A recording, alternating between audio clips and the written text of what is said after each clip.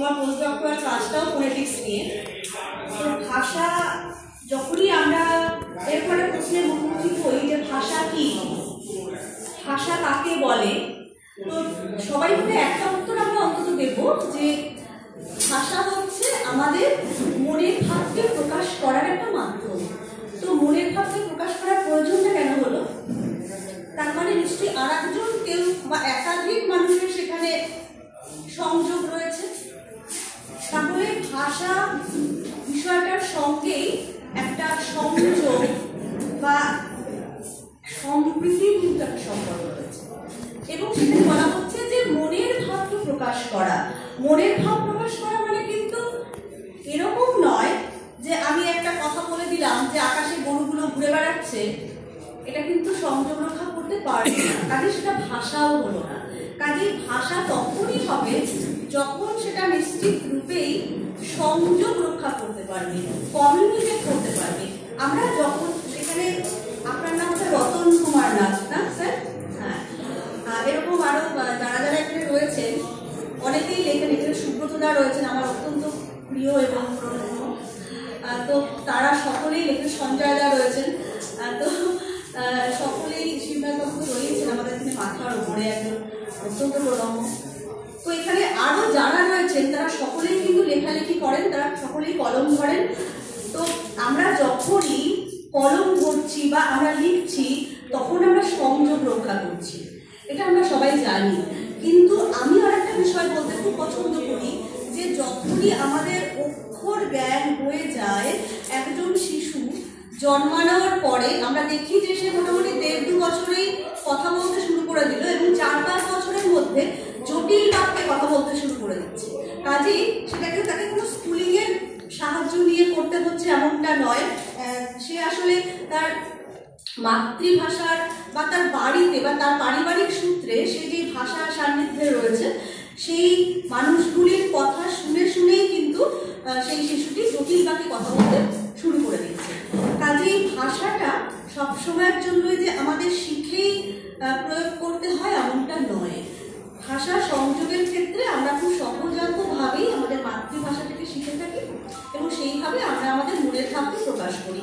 কাজেই ভাষার সঙ্গে প্রথমেই একটা সংযোগের খুব সুন্দর সূত্র কিন্তু আমরা জানি যে রচিত হয়। আমি যে বিষয়টা নিয়ে আজকে বলছি সেটা হচ্ছে ভাষা ও সম্প্রীতি, তার সাথে একটা সম্প্রীতির যোগ।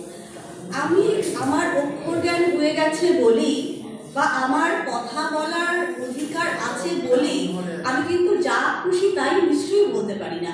আজকে যখন আমরা একটা সভায় বক্তব্য রাখছি তখন আমি যে আমার যে ওয়ে অফ টকিং, আমার যে কথা বলার ভঙ্গিমাটা হবে, এই আমি যখন আমার কোনো বন্ধুদের সাথে আমি আড্ডা মারবো তখন কিন্তু আমার ভঙ্গিমাটা বদলে যাবে।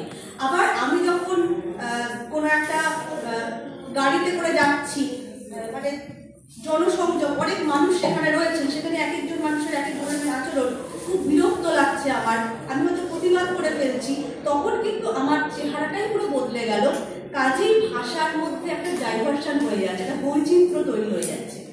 এই যে ভাষা বৈচিত্র্য সেটাও কিন্তু সংযোগের সূত্রেই আসছে, কিন্তু তার মধ্যে আবার অনেক রকমের রূপ তৈরি হয়ে যাচ্ছে এবং সেখানেও অনেক সময় হয়তো আমাদের সম্প্রীতির জায়গাটা একটু একটু করে বদলে যাচ্ছে। আমাদের যেটা আমাদের দেশের যে জাতীয় সঙ্গীত বন্দে মাতরম, সেটা যখন বঙ্কিমচন্দ্র লিখলেন সেটা হচ্ছে 1875 নাগাদ। তিনি এরকম কিছু কথা বলেছিলেন যে সুজলাম সুফলম মলয়জ শীতলম শস্য শ্যামলম মাতরম বন্দে মাতরম। অর্থাৎ তিনি এই দেশকে জীবন্ত মায়ের সঙ্গে পার্সোনিফাই করলেন এবং এইটা একটা আর একটা সম্প্রীতি আমি মনে করি যে এই দেশটা আমার মা। যখন আমি কারণ আমাদের সকলেরই আমাদের মায়েদের প্রতি একটা আলাদা দুর্বলতা কাজ করে, তো যখনই আমার ভেতরে এই বোধটাকে ঢুকিয়ে দেওয়া হচ্ছে যে আমার দেশটা একটা জীবন্ত নারীর সঙ্গে, মানে যেই নারী আমাকে জন্ম দিয়েছেন এবং তার সাথে আমার নারীর টান, তার সাথে আমার প্রাণের টান, তো সেই জায়গাটা, তাহলে এই বোধটাও কিন্তু সম্প্রীতি জাগাচ্ছে। তার মানে ভাষা সূত্রে সূত্রে আমাদের মধ্যে যেমন সংযোগ, একই সঙ্গে কিন্তু সম্প্রীতির বোধটাও জাগে। এটা হচ্ছে আমার প্রাথমিক কথা। আমি একটু তাত্ত্বিক কথায় আসতে চাইব। যেমন সেখানে আমাদের যে বাংলা ভাষার জন্ম, সেই সূত্রটাও কিন্তু সংযোগের হাত ধরে। আমরা আজকে যে বাংলা ভাষায় কথা বলি, আমরা যে জায়গাটায় রয়েছি পশ্চিমবঙ্গ, এখানে আমরা তো বিভিন্ন রকমের চেহারার মানুষ দেখি।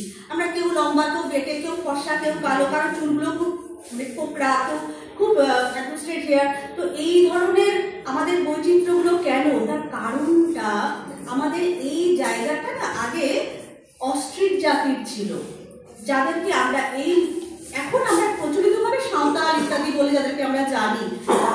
যখন আর্যরা প্রবেশ করে আমাদের দেশে, যে গল্পটা আমরা সকলেই মোটামুটি জানি, যে মানে আমাদের অনেক পণ্ডিত যারা তারা যেটা বলে গেছে, যেটা আমরা মানতে বাধ্য, সেটা হচ্ছে যে আনুমানিক 1500 খ্রিস্টপূর্বাব্দ নাগাদ, অর্থাৎ যীশুখ্রিস্টের জন্মের 1500 বছর আগে আর্যরা ভারতের উত্তর পশ্চিম সীমান্ত পথ দিয়ে প্রবেশ করে। আমরা এখন যে ভারতের ম্যাপটাকে চিনি, তখন একটু অন্যরকম ছিল, তবুও মোটামুটি আমরা যেটা বুঝতে পারি যে ওরা উত্তর পশ্চিম সীমান্ত পথ ধরে পাঞ্জাব এই অঞ্চলটাতে তারা আসলেন, এবং তারপরে তারা সেখানে একটা সভ্যতা তৈরি করলেন। তারা একটা অত্যন্ত শিক্ষিত জাতি। তারা ঘুরে ঘুরে বেড়ান। অর ধাতু থেকে আর্য শব্দটির উৎপত্তি, যার অর্থ হচ্ছে গমনশীল। তারা কোনো এক জায়গায় বসে থাকতেন না, এবং তারা বেদ রচনা করলেন। বিদ ধাতু অচ প্রত্যয় করলে হয় বেদ, যার অর্থ হচ্ছে জ্ঞান। এই জ্ঞান আসলে নিজেকে জানা, আত্মজ্ঞান। আমাদের ভারতীয় সভ্যতা আসলে নিজেকে চেনানোর কথা বলে। রবি ঠাকুর বলেছেন না যে আপনাকে যে জানা আমার পুরানো না, সেই জানারই সঙ্গে সঙ্গে তোমায় চেনা। তার মানে আমি যদি নিজেকে সত্যি সত্যি জানতে পারি। এবং আর একজন কবি আমাদের কিছুটা দূরেই হালি শহরেই তার জন্ম হয়েছিল, রামপ্রসাদ সেন, তিনি বলেছিলেন যে এমন মানব জমিন রইল পতিত, আবাদ করলে বলতো সোনা, মন রে কৃষি কাজ জানো না। এই মানব জমিনটাকে আমরা পতিত করে রাখছি। আমি নিজের ভেতরে এত সম্ভাবনা, এত শক্তি, আমি সেটাকে জানতেই পারলাম না। আমি অন্যকে কালচার করছি, আমি অন্যের জমিতে চাষ করতে যাচ্ছি, নিজের জমিতে চাষ না করে। এটা হচ্ছে আমাদের একটা বড় সমস্যা। কিন্তু এই আত্মজ্ঞানটা সবার আগে দরকার। তাই মানে বিদ অচ প্রত্যয় করলে যে জ্ঞান হয়, যে বেদের নির্মাণ হয়, সেই বেদকে তো আমরা শ্রুতি বলে সবাই জানি। বেদের আরেকটা নাম কিন্তু জ্ঞানও। তো সেই বোধটা থেকেই আর্যদের কথায় আমি আবার আসবো, যে আর্যরা এত শিক্ষিত, তারা আমাদেরকে শিক্ষিত করে গেছেন, তারা আমাদের পূর্বসূরি। তো তারা ওই 1500 খ্রিস্টপূর্ব নাগাদ ভারতে প্রবেশ করছেন উত্তর পশ্চিম সীমান্ত পথে। এবার তারা তো ভীষণভাবে গমনশীল, তারা তো এক জায়গায় বসে থাকার পাত্র নন। কাজে তাদের ভাষা দুটো স্পষ্ট রূপ, একটা বলার, একটা লেখার। লেখার ভাষাটা কখনোই এগিয়ে যায় না, সেটা সবসময়ের জন্য আটকে থাকে। বলার যে ভাষাটা, সেটা কিন্তু ভীষণভাবে এগিয়ে যায়। এবং তারা যেহেতু বিভিন্ন জায়গায় ছড়িয়ে পড়েন, তারা ওই জায়গাটা থেকে সরাসরি যদি দাগ কাটা যায়, তাহলে এই পশ্চিমবঙ্গ, সেখানে অস্ট্রিক জাতি তখন বাস করছে, তারা সেখানে এলেন। তারপর সেখান থেকে তারা দক্ষিণে গেলে সেখানে দ্রাবিড়দের সাথে তাদের মেলবন্ধন হচ্ছে। এভাবে তারা সারা ভারতের সঙ্গেই একটা ওই সংযোগ সূত্র স্থাপন করছেন ভাষার হাত ধরে। আসলে এই যে আমরা কথার মাধ্যমে কমিউনিকেট করি, আমরা সংযোগ স্থাপন করি অপরের সঙ্গে, এবং সেখান থেকে ওদের ওই মুখের ভাষাটাই একটু একটু করে ধ্বনিগত বা রূপগত পরিবর্তিত হতে হতে আরো কতগুলো ভাষার জন্ম হচ্ছে, যেগুলো এই প্রাচ্য, উদিচ্য, মধ্যদেশীয়, দাক্ষিণাত্য, এই ধরনের যে ভাষাগুলো, মানে আর্যদের ভাষা মুখের যে রূপটা, মৌখিক যে রূপটা। এরপরে এই ভাষাটা এত জনপ্রিয় হয়ে গেল, মানে ওই সংযোগের হাত ধরেই, যে সেখান থেকে প্রাকৃত ভাষার জন্ম হচ্ছে।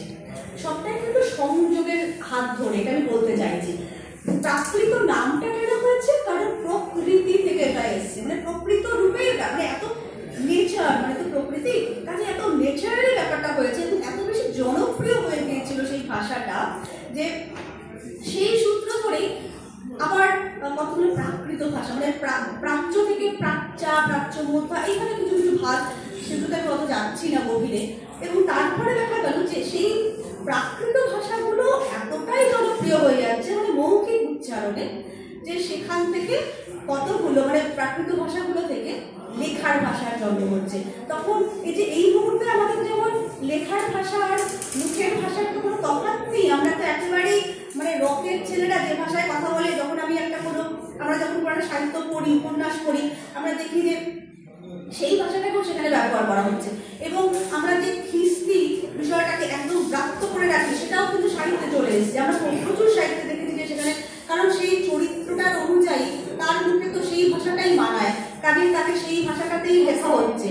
তো সেইটা আমরা দেখলাম যে ওই প্রাকৃত ভাষাটা, সেখান থেকে সাহিত্যিক প্রাকৃতের 5টা সাহিত্যিক প্রাকৃত ভাষার জন্ম হলো।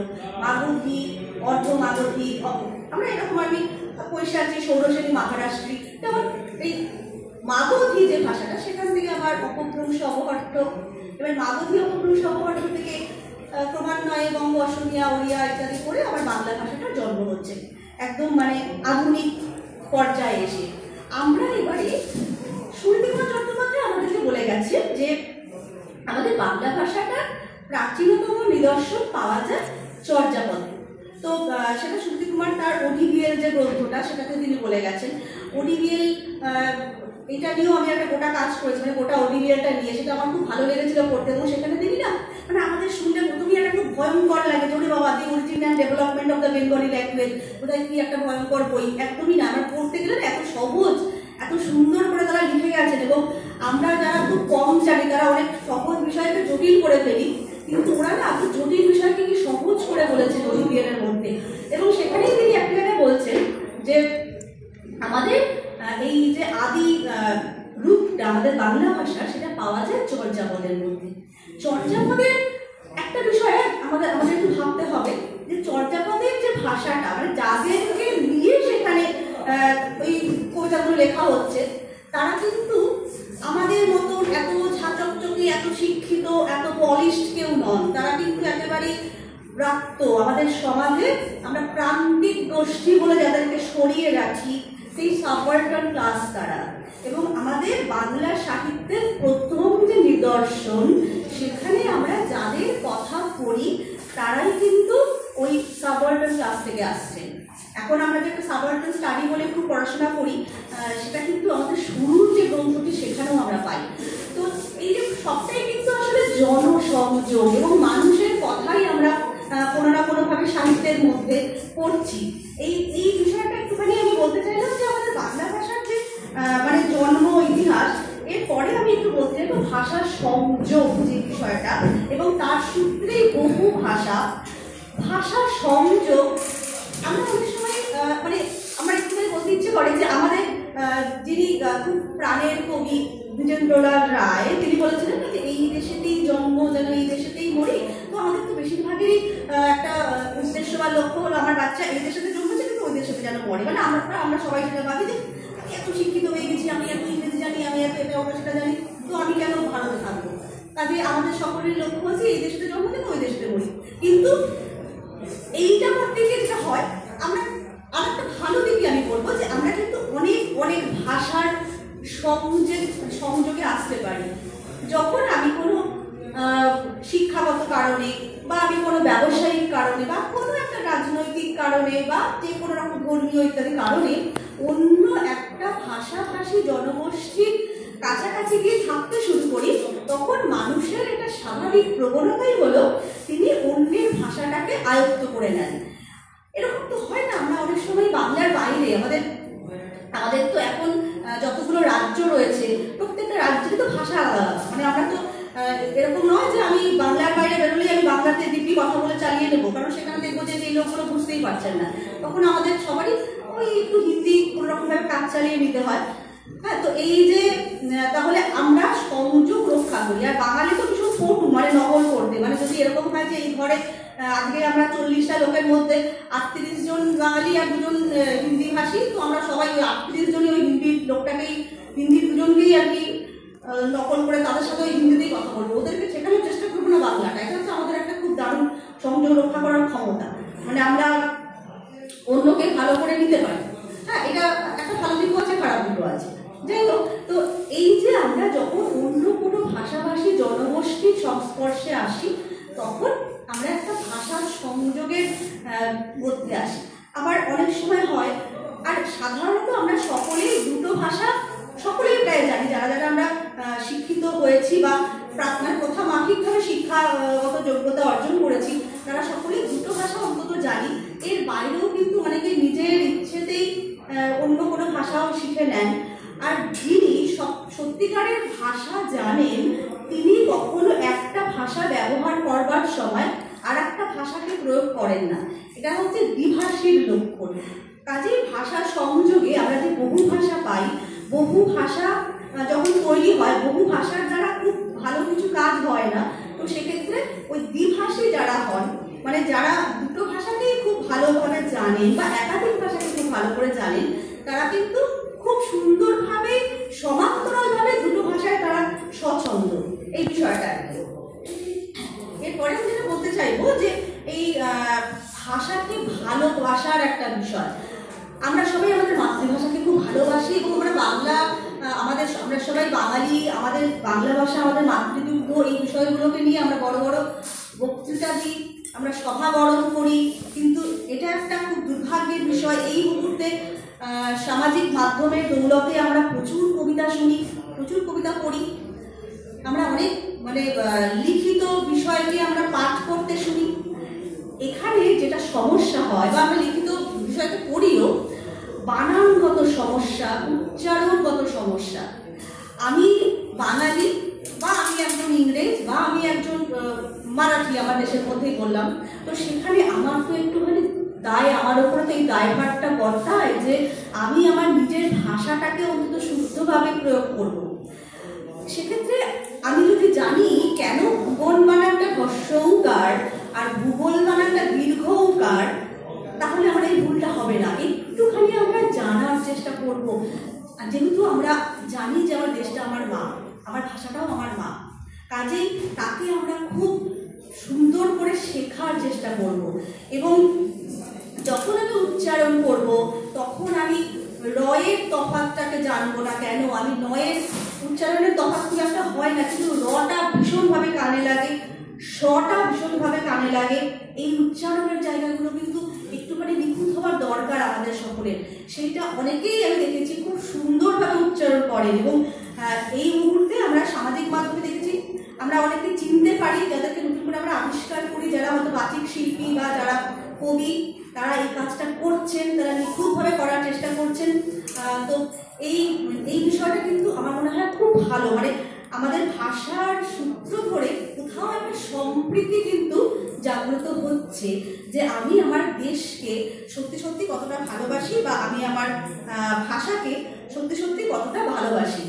আর এইবারে আমি যেটা বলতে চাইবো যে ওই যে নানা ভাষা, নানা মত, নানা পরিধান, বিবিধের মাঝে দেখো মিলন মহান, এই কথাগুলো তো আমি বলছি না, আমাদের অনেক আগে কেউ বলে গেছে। আমাদের অতুল প্রসাদ সেন, আমাদের বীরেন্দ্রলাল রায়, আমাদের রবীন্দ্রনাথ ঠাকুর, তারা কিন্তু বারে বারে আমাদেরকে সম্প্রীতির মন্ত্রে দীক্ষা দিয়ে গেছেন, আমাদেরকে তারা সংযুক্ত হতে বলে গেছেন। তবুও আমরা হয়তো দেখি যে ভাষা নিয়ে বা ধর্ম নিয়ে আমাদের এত সমস্যা। আমাদের বাঙালি তারা কিন্তু একটা ভাষা ভিত্তিক জাতি। সেখানে আমাদের এই বাঙালির মধ্যেই অসংখ্য ধর্ম সম্প্রদায়ের মানুষ বাস করেন। তারপরেও আমরা মনে করি যে আমার ধর্মটা বেশি উন্নত, এবং যেখান থেকে একটা সংকীর্ণ জাতীয়তাবাদের সৃষ্টি হয়। রবীন্দ্রনাথ ঠাকুর তিনি তার ন্যাশনালিজম প্রবন্ধে বলেছিলেন, যেটা নাকি 1917-তে খুব সম্ভবত প্রকাশিত হয়েছিল। তো সে সময় প্রথম বিশ্বযুদ্ধ চলছে। তো প্রথম বিশ্বযুদ্ধ চলাকালীন একদম ওই লন্ডনের যে পল্টন, সেখানে গিয়ে এই বইটা পৌঁছলো। এবং ম্যাক্স প্লাউম্যান বলে একজন, তিনি এই সৈনিক, পল্টনে থাকা একজন সৈনিক, তার হাতে এই ন্যাশনালিজম গ্রন্থটা পড়ে। ন্যাশনালিজম পড়ে সেই ছেলেটি সেখান থেকে পালিয়ে চলে যায়। কারণ সেখানে রবি ঠাকুর লিখে গেছেন যে নেশন স্টেট বা ন্যাশনালিজম বা জাতীয়তাবাদ যদি আমাদের সেই সংকীর্ণতাবাদে দীক্ষিত করে যে আমার জাতি ভালো, তোমার জাতি ভালো নয়, বা আমি উচ্চ তুমি নিচ, তাহলে সেই জাতীয়তাবাদে আমরা কেউ দীক্ষিত হতে চাই না। কারণ তিনি তার উৎসর্গ কাব্যের 16 সংখ্যক কবিতা একটা কথা খুব সুন্দর বলেছিলেন, হে বিশ্বদেব মোর কাছে তুমি দেখা দিলে আজ কি বেশে, দেখিনু তোমারে পূর্ব গগনে, দেখিনু তোমারে স্বদেশে। তার মানে বিশ্ব দেবতার মুখ তিনি স্বদেশে দেখেছিলেন। তাহলে আমরা কেন এত হানাহানি করব? তাহলে তো আমাদের নানা ভাষা, নানা মত, নানা পরিধান, তার মাঝেও আমাদের একটা মিলনের মঞ্চে দীক্ষিত হতে হবে। আমরা কেন এই ক্ষুদ্র, এই সংকীর্ণ ন্যাশনালিজমে আমরা আবদ্ধ থাকবো? এই জাতীয়তাবাদে কেন আবদ্ধ থাকবো? আমাদের সকলেরই উচিত আন্তর্জাতিকতাবাদে দীক্ষিত হওয়া, আর সেটা আমাদের ভাষার দ্বারা হবে। আমার ভাষা হয়ে গেছে বলেই, ভাষা আমার আয়ত্তে চলে এসেছে বলেই আমি যা খুশি তাই তো বলতে পারি না। আমি তো সকালবেলা উঠে আমার পাশের বাড়ির লোকটাকে যা খুশি তাই গালি দিতে পারি না যে তুমি কেন এটা করেছো। কারণ আমার বাক স্বাধীনতা রয়েছে মানেই সেখানেও আমার আইনের মধ্যেই কিন্তু আমাকে কোথাও একটা বেঁধে দেওয়া হয়েছে যে তোমার এইটুকু পর্যন্ত তুমি বলতে পারো, তারপরে তুমি বলতে পারো না। কাজেই আমাদের এই জায়গাটাকে কিন্তু ভীষণভাবে আমার মনে হয় আটকে থাকা দরকার। এই বোধটা আমাদের মধ্যে ভীষণভাবে জানা দরকার, যেটা মানে আমি বলছি না, রবি ঠাকুর বলে গেছেন। এবং রবি ঠাকুরের কথা যদি সত্যি সত্যি আমরা মানতে পারি, আমরা যদি সত্যি আন্তর্জাতিকতাবাদে দীক্ষিত হতে পারি, তাহলেই বোধহয় আমাদের এই ভাষা সংযোগ, ভাষা সম্প্রীতি এই বিষয়টা সত্যি সত্যি স্বীকৃতি লাভ করবে। আমাদের এটা খুব গুরুত্বপূর্ণ একটি বিষয়। আরেকটি বিষয় আমি বলবো সমাজ ভাষা বিজ্ঞান। এটা আমাদের ভাষাতত্ত্বে আমরা এটা পড়াই, কিন্তু আমি সেই জায়গা থেকে আলোচনা করছি না। ব্রাইট বলে একজন, উইলিয়াম ব্রাইট, তিনি বলেছিলেন যে linguistic diversity is precisely subject matter of socio linguistics. তার মানে কি, এই যে আমাদের ভাষাগত যে বৈচিত্র্য, সেটা একটা সমাজ ভাষা বিজ্ঞানের একদম নির্দিষ্ট বিষয়। ভাষাগত বৈচিত্র্য মানে কিন্তু শুধুমাত্র ওই বিভিন্ন ভাষাগত বৈচিত্র্য সেটা নয়। মানে আমি যেটা মনে করি আর কি, যে আমি একজন বাঙালি, আমি বাংলা ভাষায় কথা বলবো, আর একজন ইংরেজ, তিনি ইংরেজি ভাষায় কথা বলবেন, জার্মানি ভাষায় কথা বলবেন, তিনি জার্মান থেকে এসেছেন, বা ইত্যাদি। তো শুধুমাত্র তো সেটা নয়, আমাদের বাঙালিদের মধ্যেও তো কত রকমের ভাষা, আমাদের তো কত রকমের উপভাষা। আমি যখন জিয়াগঞ্জে, আমি একটা কলেজে পড়াই, আমি যখন ওখানে কাজ করতে গেলাম তখন ওখানে কিছুদিন থাকতে হয়েছিল। তো আমি যখন আমার সঙ্গে যেই মানে আমার গৃহ সহায়ক যে মেয়েটি ছিল, তাকে নিয়ে আমি যখন বাজারে যেতাম, তো দোকানে আমি কিছু একটা সবজি নিলাম, এগুলো আমাকে দাও। তো আমাকে তিনি বলছেন কি, এটা নিবেন না, এটা খাম হয়ে গেছি। আমি তো প্রথমত বুঝতে পারতাম না। তো আমি ওকে, ওই মেয়েটিকে বলছি যে আচ্ছা খাম হয়ে গেছে মানে খাম, আমরা তো খাম মানে জানি এনভেলপের বাংলাকে আমরা খাম বলে জানি। তো বলছি যদি খাম হয়ে গেছে ওটা নষ্ট হয়ে গেছে, ওটা খারাপ হয়ে গেছে, ওটা মুখে নিতে পারবো হচ্ছে। তারপরে আমি তখন না ওই জায়গার মানে যে আরো অনেক কিছু শুনলাম। মানে আমি একদিন কলেজে উঠছি সিঁড়ি দিয়ে, তখন দেখছি একটি ছেলে একটি মেয়েকে বলছে, কিরে কোথায় চললি, তোর তো কোনো পাত্তাই নেই রে, এরকম করে বলছে।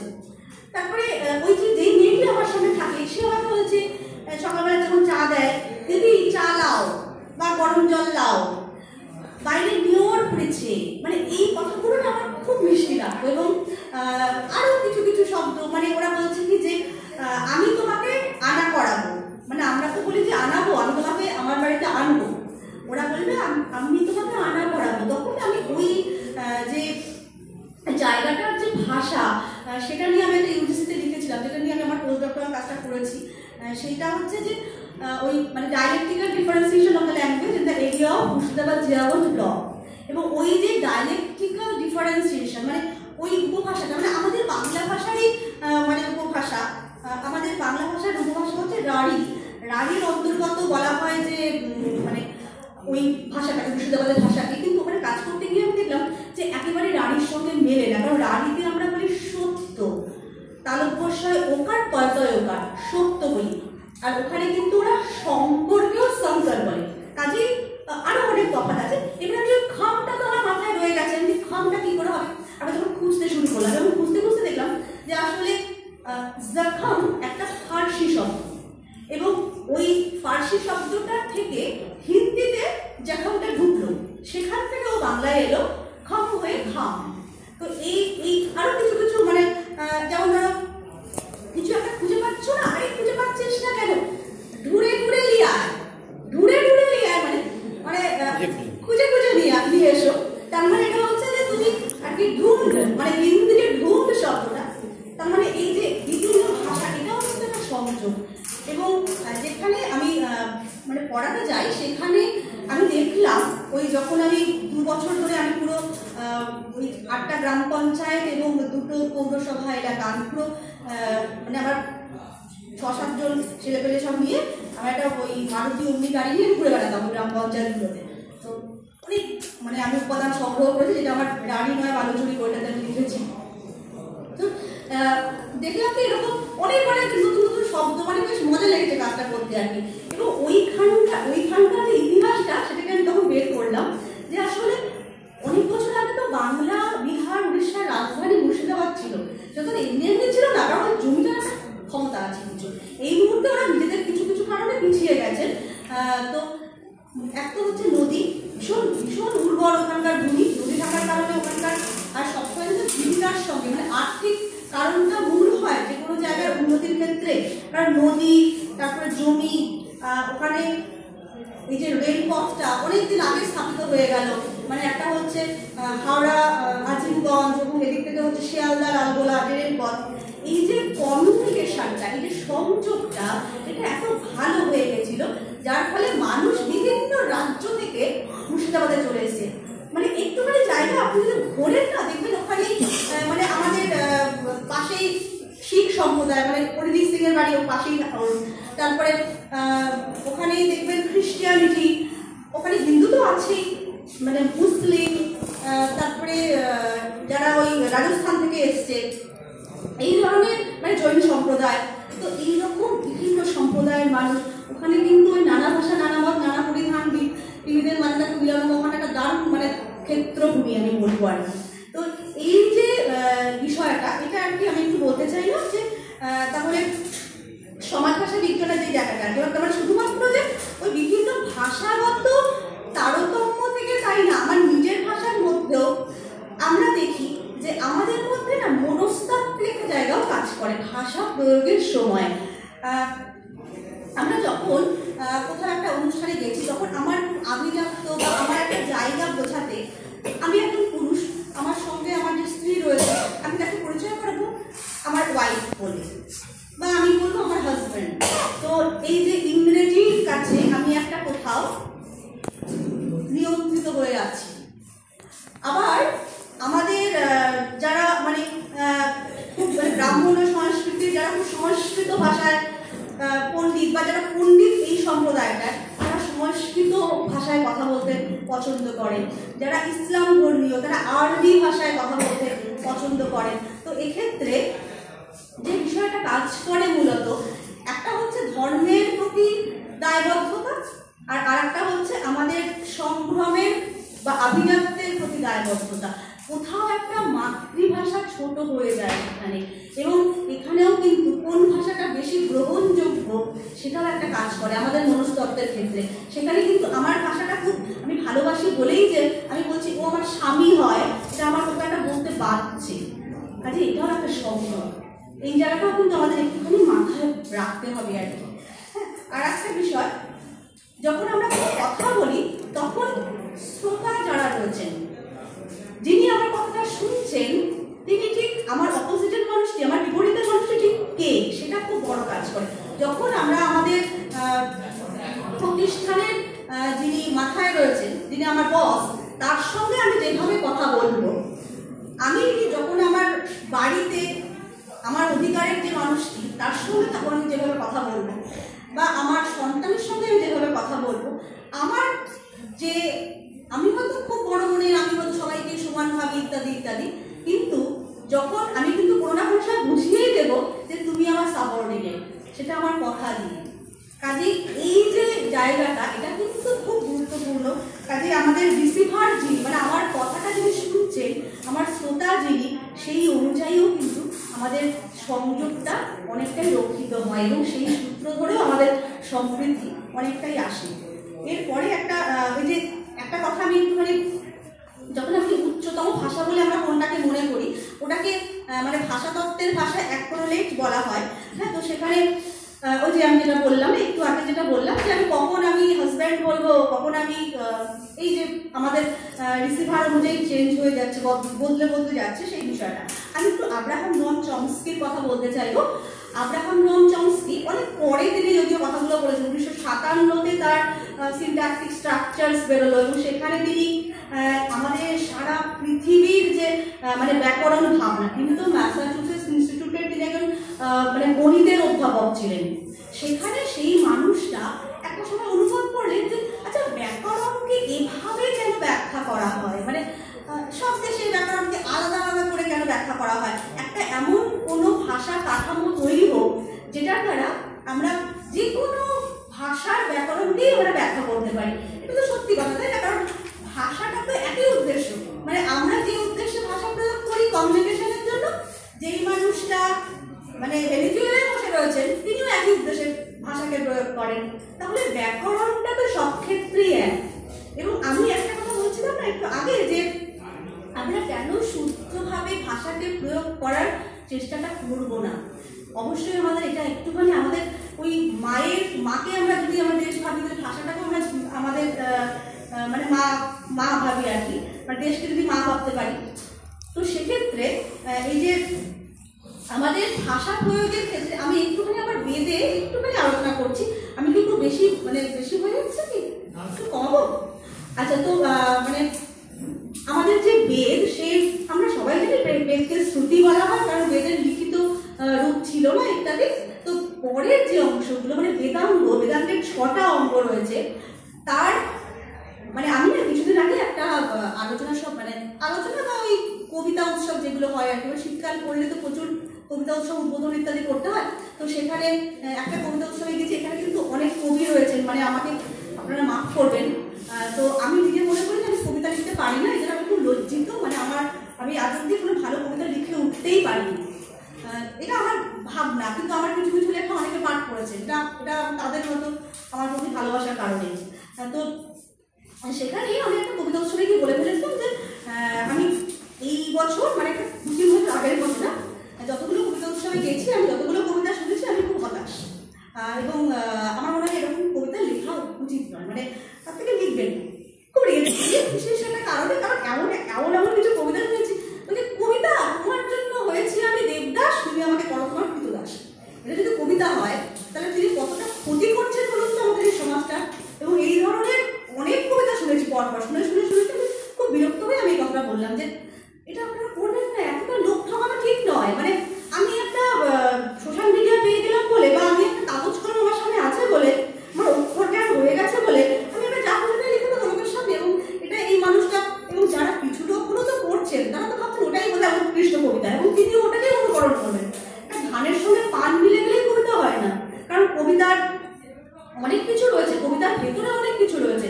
তো তখন তো স্বাভাবিকভাবেই মানে সেখানে অনেকেই ছিলেন যারা কেউ অসতী, মানে তোমার অশীতি মানে হচ্ছে মানে 80-এর উপরে যাদের বয়স, বা নবতী এখন আমাদের কেউ আসতে পারেন না, তো এরকম অনেকটা মানে বয়স্ক বা 60-এর উপরে অনেকেই ছিলেন। তো তারা খুব রেগে গেলেন আমার উপরে, মানে পারলে মেরেই টেনে দেয় একটা অবস্থা। তো আমি যখন বললাম না, তখন তারা বললেন যে কবিতা কখনো হয় না, আমাকে বলছেন হ্যাঁ আপনি কি, তো কবিতাটা আসে, কবিতাটা এরকম পায়, কবিতাটা আমাদের ভেতরে পায়, অবশ্যই কবিতাটা পায়। আমি বিশ্বাস করি যে কবিতাটা আমাদের ভেতরে আসে। আমি একটু আগে এখানে আমাদের শরীরের সাথে দেখতে পেলাম, এখন দেখতে পাচ্ছি না, তো ও নিজে খুব ভালো কবিতা লেখে। তো আমার যেটা আমি তখন বলতে চাইলাম ওই তাদের প্রতি শ্রদ্ধা রেখে, যে কবিতাটা অবশ্যই পায়, কবিতাটা খুব স্বতঃস্ফূর্তভাবেই আসে, কিন্তু যদি আমার ভেতরে সেই বোধটা না তৈরি হয় তাহলে সেটা খুব এলোমেলোভাবে আসবে। আর সেই বোধটা হওয়ার জন্য আমাদের তো কোনো স্কুলিং নেই কবিতা শেখানোর জন্য। তো কাজে আমাদের আগে যারা অনেক ভালো ভালো লিখে গেছেন সেগুলোকে খুব বেশি করে পড়তে হবে, অন্যের লেখা আমাকে শুনতে হবে। আমরা সাধারণত যেটা দেখে অভ্যস্ত, আমি হয়তো মঞ্চে বসে আছি, একজন মানুষ কবিতা পড়ছেন চলে গেলেন সোজা, আমি যেটা দেখতে পাচ্ছি অনেকদিন চলে গেছেন বলা হয়ে যাওয়ার পরে, তারপরে আরেকজন মানুষ তিনি কিন্তু অন্যটা শুনছেন না। তাহলে এইটা কি কোনো সৌজন্য, এটা কি কোনো সংযোগ, এটা কি কোনো সম্প্রীতি? আমাদের সাহিত্য তো আমাদের সংযোগ, আমাদের সম্প্রীতির কথা বলে, আমাদের ভাষা আমাদের সংযুক্ত হতে শেখায়, আমাদের সম্পৃক্ত হতে শেখায়। তাহলে সেখানে এই ধরনের বিষয়গুলো আমরা খুব যাচ্ছি বলে আমরা এগুলো করতে পারি না। আমি জানি না আমি কিছু ভুল বললাম কিনা, তাহলে আপনারা নিশ্চয়ই বলবেন। তো আমি তখন তাদেরকে যেটা বলেছিলাম যে আমাদের যে বেদের যে বেদাঙ্গ ভাগটা, সেখানে 6টার মানে বেদাঙ্গ 6টা ভাগের মধ্যে 4টেই হচ্ছে আমাদের ভাষাকে কি করে আমি ঠিকমতো উচ্চারণ করবো, কি করে আমি জানবো। সেই ভাগগুলো হচ্ছে শিক্ষা। শিক্ষা মানে এদের যে মন্ত্রগুলো ছিল সেই মন্ত্রের যে ধ্বনিগুলো, সেই ধ্বনিগুলোকে আমি কি করে সঠিকভাবে উচ্চারণ করবো। আমি যেটা বলতে চাইলাম একটু যে আমি কি করে রয়ের উচ্চারণ করবো, আমি কি করে শয়ের উচ্চারণ করবো, বা আমি কোনো ক্ষেত্রে ধরুন আমরা নিজেদের অজান্তেই আমি যখন আলতা বলছি আর আমি যখন ললনা বলছি, আমি একই ল কিন্তু একবার আমি টিক সাউন্ড উচ্চারণ করলাম, একবার আমি প্যালাটাল সাউন্ড উচ্চারণ করলাম। তার মানে আমি যখন ললনা বলছি তখন আমি এটাকে একটা তালব্য শয়ে বা তালব্য লয়ের উচ্চারণ করলাম, আর যখন আমি বলছি আলতা তখন আমি দন্তীয় লয়ের উচ্চারণ করলাম। তো আমরা এটা নিজেদের অজান্তেই কিন্তু করে ফেলি, কিন্তু সঠিকভাবে করে ফেলি। এবারে কারণ কি এগুলো আমাদের হয়ে যায়, এটা আমরা একটু সহজ আছে, এইটা আমাদের শেখাতে হয় না। কিন্তু যখন আমি একটা কিছু লিখবো, যখন আমি পত্রস্থ করবো মগজ থেকে, তখন কিন্তু সেটা আমার মগজটাকে সেইভাবে নির্মাণ করা দরকার। তাই শিক্ষা আমাদেরকে সেটাই শেখায় যে কি করে আমি সঠিকভাবে ধ্বনিগুলোকে উচ্চারণ করব। আরেকটি অংশ হচ্ছে ব্যাকরণ। ব্যাকরণ হচ্ছে ব্যাকরণে উৎপাদনতে অনেক ইতি ব্যাকরণম। তার মানে আমি কি করে সঠিকভাবে বিশ্লেষণ করব। একটা শব্দ যখন আমি পড়বো বা আমার যে শব্দটাকে আমি পেলাম সেই শব্দটাকে আমি বলবো যে ভুবন বানানটা কেন হর্ষ, হ্যাঁ, এটা যদি আমি সঠিক জায়গায় তার বিশ্লেষণটা জানি তাহলে কিন্তু আমার কখনোই ভুল হবে না যে কেন এটা হর্ষ উই হবে। এবার এই বিশ্লেষণটা আমাদেরকে ব্যাকরণ শেখাবে, একটা ভাষাকে সঠিকভাবে লিখতে পড়তে বলতে শেখায় ব্যাকরণ। কাজে ব্যাকরণের বোধটাও কিন্তু আমাদের দরকার। এর জন্য আমাকে যে খুব বেশি একেবারে লিঙ্গুইস্টিক্সে মাস্টার ডিগ্রি করতে হবে কোনো দরকার নেই, আমরা বাড়িতে বসেও এটা করতে পারি। আরেকটা বিষয় হচ্ছে ছন্দ। ছন্দ আসলে আমাদেরকে থামতে শেখায়। আমি ঠিক কথা বলতে বলতে যদি নির্দিষ্ট জায়গায় না থামি তাহলে সেই কথাটার তো কোনো মানে দাঁড়ায় না। আমরা এরকমভাবে অনেক সময় মানে আমাদের ক্লাস নেওয়ার সময় বোঝাই একটা বাক্যকে আমি যদি ওইখানটা না থামি এইখানটা থামি তাহলে পুরো বাক্যটার অর্থটা পুরো হ্যাঁ থেকে না হয়ে যেতে পারে। কাজে ছন্দ আমাদেরকে সেই জায়গাটা শেখায়। আমাদের ছন্দ আমাদের জীবনে যেমন ছন্দ দরকার, সব কিছুতে ছন্দ দরকার, কাজেই ভাষা বোধের ক্ষেত্রে ছন্দটা একটা খুব গুরুত্বপূর্ণ বিষয়। আরেকটি বিষয় হচ্ছে নিরুক্ত। নিরুক্তকে আমরা আধুনিক পরিভাষায় অভিধান বলি, মানে ডিকশনারি বাংলা যেটা। তার মানে নিরুক্তর ক্ষেত্রে আমরা একটা ভাষার যে শব্দ সেই শব্দগুলোর উৎপত্তিটাকে জানি। হ্যাঁ, সেই উৎপত্তিটাকে যদি আমরা ঠিক মতন জানতে পারি তাহলেই আমাদের ওই মানে যেটাই করাটা ঠিকঠাক হবে এবং আমরা একদম সঠিকভাবে সেই শব্দটাকে উচ্চারণ করতে পারবো। তাহলে আমাদের ভাষা সংযোগের ক্ষেত্রে বা ভাষা যখন আমরা প্রয়োগ করব মানে আমাদের সম্প্রীতি রক্ষার জন্যই, তখন কিন্তু আমাদের এই জায়গাগুলো খুব গুরুত্বপূর্ণ। তার জন্য খুব শিক্ষিত হতে হবে এটা কিন্তু মোটেই নয়, এটা আমাদের ভাবলে হবে না। যেটা আমাদেরকে সুনীতি কুমার বলে গেছেন যে শোনো, ভাষা চর্চা করার জন্য আমাদেরকে যে খুব বেশি শিক্ষিত হতে হবে তার কোনো প্রয়োজন পড়ে না। আমার একটু অক্ষর জ্ঞান দরকারই নেই। আমি হয়তো অক্ষর জ্ঞান তো সকলেরই আছে, না যারাই আমরা কথা বলি তাদের সকলেরই অক্ষর জ্ঞান আছে, কিন্তু লেখার যে ক্ষমতা সেটা দরকার নেই। তোমার বাড়িতে যিনি বর্ষিয়ান মানুষ রয়েছেন বা তোমার পাড়াতে দেখো যারা যারা বর্ষিয়ানরা রয়েছে তাদেরকে গিয়ে জিজ্ঞাসা করো যে এই পাড়াটার নাম এটা কেন, বা ওই জায়গাটার নাম এটা কেন, এখানকার নাম কেন বগুড়া, এখানকার নাম কেন মগরা, তিনি এরকম কিছু কিছু কথা বলেছেন। হ্যাঁ, তো সেটা তোমরা দেখো, তখন দেখবে তুমি সেই শব্দগুলোর অর্থটার সূত্রে তুমি একটা জাতির ইতিহাসকে জানতে পারছো। কাজে একটা ভাষা সূত্রে আমরা এই সংযোগটা, এই সম্প্রীতিটা কিন্তু স্থাপন করতে পারি। আমাদের যেটা নোয়াম চমস্কি বলেছেন, তিনি না একটা খুব সুন্দর কথা বলেছেন যে আমরা যখন কোনো কথা বলি তিনি বলছেন প্রত্যেকটা কথারই একটা উপরিতলগত অর্থ, একটা ভেতরের অর্থ। তোরা এখন একটা অনেক হয়তো মনে মনে ভাবছেন যে তিনজনের কথা আমার শুনতে ইচ্ছে হচ্ছে, হয়তো মনে মনে অনেকে ভাবছে। এবার এই কথাটা কিন্তু দুটো অর্থ হতে পারে। একটা হচ্ছে যে সেই কথা খুব ব্যস্ত, এখন তিনি বাইরে যাবেন, কথা অন্য কোনো কাজ আছে। আর আরেকটা হচ্ছে যেটা এই ভদ্রমহিলা বলছেন কিছু কাজে বাজে বলছেন আমার ভালো লাগছে। তাহলে একটা কথা, এবং সেখানে তিনি একটা খুব সুন্দর উদাহরণ দিয়েছেন, the flying planes can be dangerous. Plane যখন আকাশে ওড়ে সেটা ডেঞ্জারাস কখন হয়? তাহলে তার উপরিতলগত একটা সারফেস স্ট্রাকচার রয়েছে, একটা হচ্ছে তার মানে ডিপ স্ট্রাকচার রয়েছে। তাহলে তার উপরিতলগত অর্থটা হচ্ছে এই যে উড়ন্ত বিমান সবসময়ের জন্য খুব ভয়ঙ্কর, আর তার গভীরের যে অর্থ সেটা হচ্ছে যদি বিমানটা দুর্ঘটনার কবলে পড়ে তাহলে সেটা ভয়ঙ্কর। এবার বিমানটাতে কেউ ছিল না, বিমানটাতে কেউ মারা গেলেন না, তাহলে কিছুটা অতটা ভয়ঙ্কর হলো না।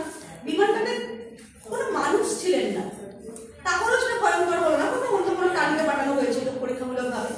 তাহলে একটা কথার মধ্যে তিনি বলছেন যে অনেকগুলো অর্থ, অনেকগুলো লেয়ার থাকে, এটাও কিন্তু একটা সংযোগ, মানে কে কিভাবে নেবেন, মানে আরেকজন মানুষ কিভাবে তার সাথে নিজের সংযোগটাকে স্থাপন করবেন, সেটাও কিন্তু একটা বিষয়। এবং সেখানে আরেকটা কথা বলেছেন যে আমাদের যেটা মাতৃভাষা, সেই ভাষাটাতে আমাদের ভাষা বোধটা, কম্পিটেন্সটা অনেক বেশি থাকে।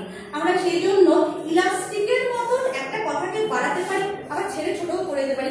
আমি একটা হয়তো মাঠে দেখছি যে একটি মেয়ে খেলছে, আমি বললাম একটি মেয়ে খেলছে, আর একজন বললো মেয়েটি খেলছে, একই তো অর্থ দাঁড়ালো। এবার যেহেতু আমার মাতৃভাষা এবং আমি ওটাকে যখন মানে তার কাল পরিবর্তন হয়ে যাচ্ছে, আমি তখন বলতে পারছি মেয়েটি খেলছিল, এই যে বলতে বলতে যাওয়া। তাই মানে চমস্কিটা বলেছেন যে ভাষা বোধ এবং ভাষা প্রয়োগের কথা বলেছেন। আমরা যখন ভাষা সংযোগের মধ্যে আসি, যখন আমরা অন্য অন্য ভাষা গোষ্ঠীর সংযোগে আসি, তখন আমরা প্রয়োগ করি, আমরা পারফর্ম করি। আমি ওর ভাষাটাকে ভালো করে জানি না, কিন্তু আমি ওর ভাষাটাকে কোনোরকম একটু শিখেছি এবং আমি কিন্তু কাজ চালিয়ে নিতে পারছি। আমি ওর ভাষাটাতে খুব বেশি কম্পিটেন্স আমার না থাকা সত্ত্বেও আমি পারফরমেন্সটা দিয়ে দিতে পারছি। আমি যেহেতু সামাজিক মানুষ এবং ভাষা আমাদেরকে ওই সামাজিকতা রক্ষা করতে শেখায় এবং যেটা এক অর্থে সংযোগ। আচ্ছা, এরপরে আমি প্রায় শেষ করে এনেছি। তো যেটা একটুখানি বলতে চাইবো যে ভাষা পরিকল্পনা বলে একটা বিষয়, এটা একটু আমার মনে হয় গুরুত্বপূর্ণ বিষয়। যে যেহেতু আমাদের দেশটা বিশেষ করে এত মানে বহু ভাষাভাষী